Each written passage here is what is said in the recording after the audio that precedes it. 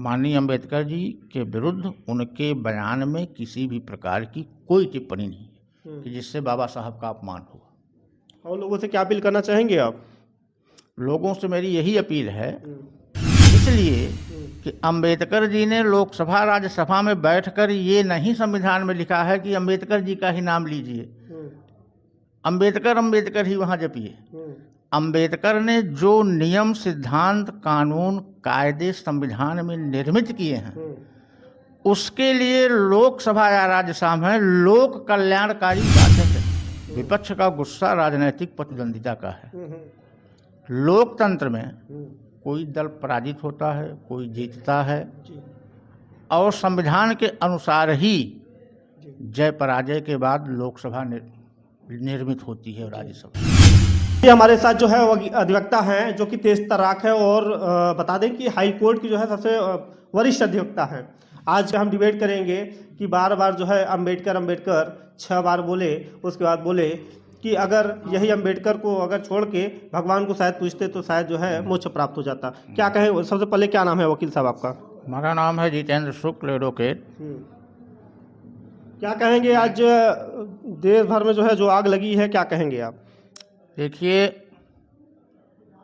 जिस लोकसभा और राज्यसभा में आज अंबेडकर जी और संविधान के नाम पर भारत का विपक्षी दल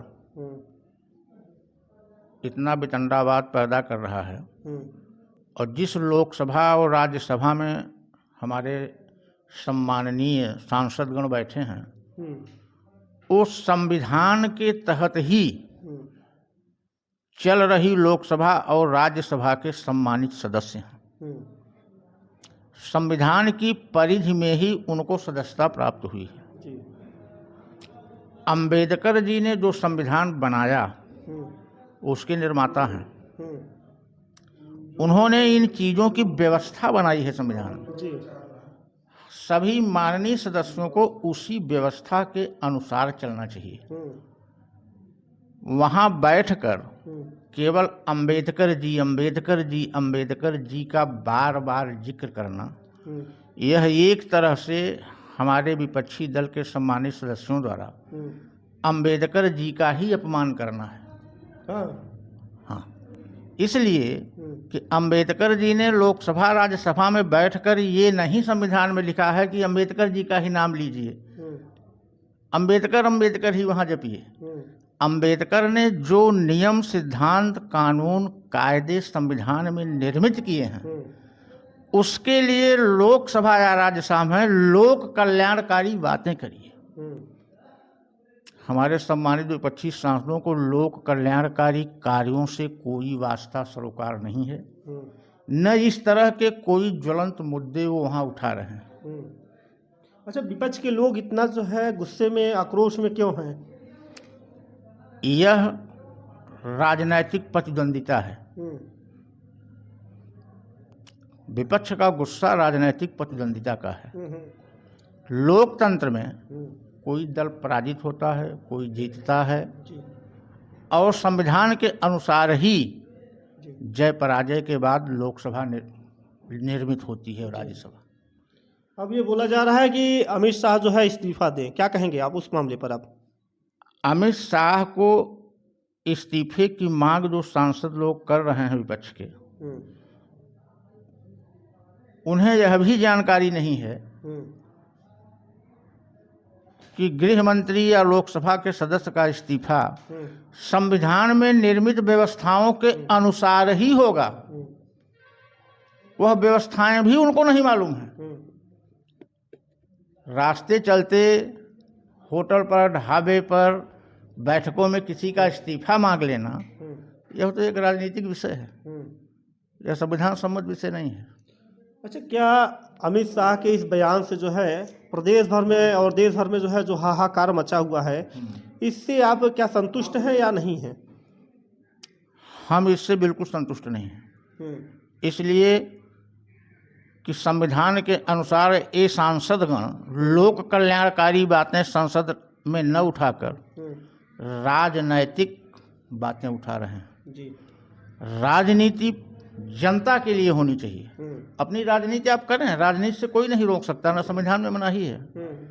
लेकिन जब आप पार्लियामेंट के अंदर हैं तो वहाँ राजनीति नहीं, वहाँ लोक कल्याणकारी बातें होनी चाहिए।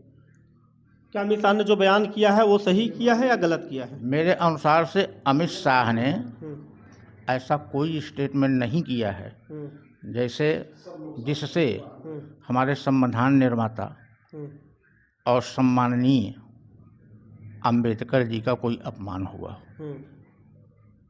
जो लोग इस मुद्दे को उठा रहे हैं वो सब राजनीति प्रेरित। जी, अभी आपने देखा ही होगा राहुल गांधी के खिलाफ जो है मुकदमा भी दर्ज हो गया है, क्या कहेंगे उस मामले पर आप? देखिए, संविधान के अनुसार ही जी निर्मित कानूनों के विपरीत अगर आप कोई कार्य करेंगे तो संविधान के अनुसार ही आपके खिलाफ उसमें कार्रवाई होगी, उसमें कोई नई बात थोड़ी है। और मीडिया के लोग भी जो है इस मामले को जो है इतना तूल पकड़ा दिए हैं, इस तरीके से जो है बयानबाजी कर रहे हैं और आज देश में जो है हाहाकार मचा हुआ है, उनसे क्या कहेंगे आप? मीडिया हमारे लोकतंत्र का चतुर्थ स्तंभ है। जी और मीडिया को भी लोकतंत्र का चौथा स्तंभ होने के कारण लोकतांत्रिक व्यवस्थाएं के अनुरूप ही अपनी बातों को उठाने का उन्हें अधिकार है। जी अगर हमारा चौथा स्तंभ राजनैतिक मुद्दों पर बात करेगा तो वो चौथे स्तंभ की परंपराओं के विपरीत बातों को उठाने के लिए वो स्वतंत्र हैं। किसी की भी बात को वो जनता के बीच ले जा सकते हैं, सोशल मीडिया पर ले जा सकते हैं, इसमें तो कोई मनाही नहीं है। लेकिन उन्हें भी लोकतांत्रिक परंपराओं का पालन करना चाहिए। जी, मतलब अमित शाह ने जो भी किया वो सही किया। अमित शाह का जो बयान है पार्लियामेंट के अंदर, उसमें कहीं भी ऐसा दृष्टिगत नहीं होता है कि उसमें माननीय अंबेडकर जी का कहीं अपमान हुआ। फिर उसके बाद अमित शाह ने एक बयान और जारी किया कि हमने जो है हमारे इस बातों को जो है बार बार तूल पकड़ाना ये विपक्ष के लोगों का कार्य है। यही राजनैतिक प्रतिक्रिया है।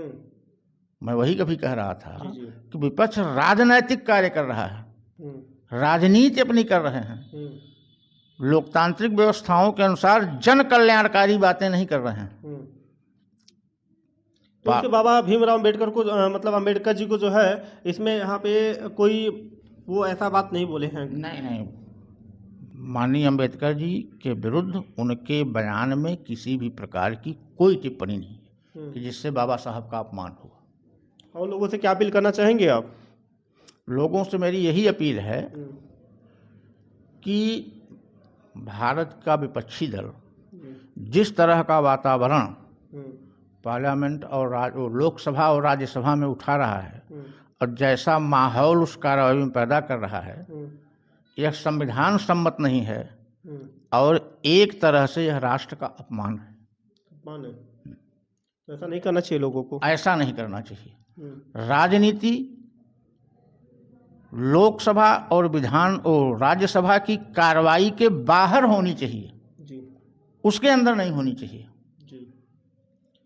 देखिए वकील साहब ने जो बातें बोली हैं इनका राय जो है कह रहे हैं कि अमित शाह ने ऐसा कोई बयानबाजी नहीं किया है जिससे अम्बेडकर जी डॉक्टर भीमराव अम्बेडकर जी की उसको जो है अपमानित हुआ है। कहीं ऐसा कोई ठोस कदम जो है नहीं मिला है और इस पे जो है जो भी लोग बोल रहे हैं वो सावधान हो जाए, क्योंकि अगर कोई भी अगर दंगा फसाद अगर फैलेगा तो इसका जिम्मेदार कौन होगा? वकील साहब, भारत की जनता बहुत ही सजग है। जी, राजनैतिक दलों की बातों में आकर के भारत की समझदार जनता दंगा और फसाद के चक्कर में नहीं पड़ेगी।